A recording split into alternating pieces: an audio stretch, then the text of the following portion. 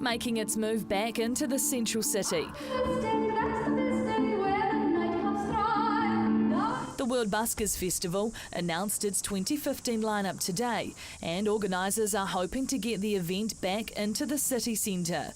Following the earthquakes, performers were forced to set up camp in Hagley Park.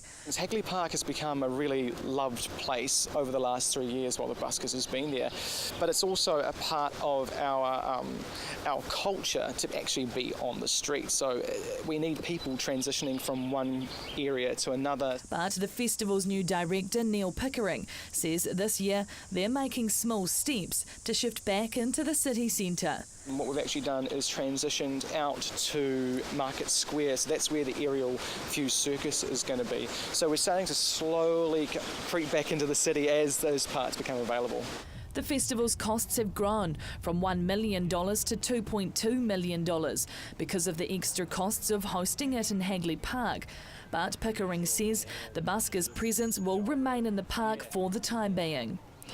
We'll still use Hagley Park and we'll still use the Botanical Gardens because they're a really wonderful site, but obviously as our capabilities in the city get greater, that'll kind of reduce as well. The Christchurch City Council bought the festival in 2009.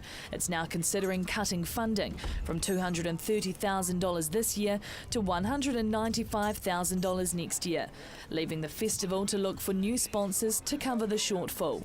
But just who will be performing on the streets next year?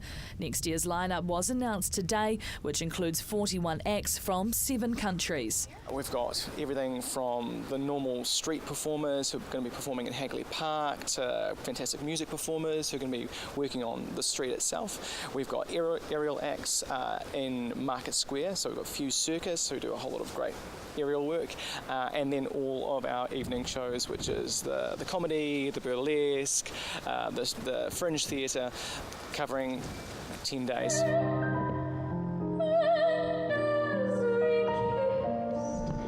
Last year's cabaret singer Lily La Scala is on the list to return to this year's festival. She's one of many returning to the event. I think people don't really understand how big it is to the performing community, this festival, because it really kickstarts the year and it kickstarts the summer for these people. Including the boy with tape on his face, who's performing a rare show for Cantabrians. He's doing his original show, which only 1,300 people saw in the festival many years ago. Next year's festival will return to the city for 10 days from the 15th of January. Emma Cropper, CTV News.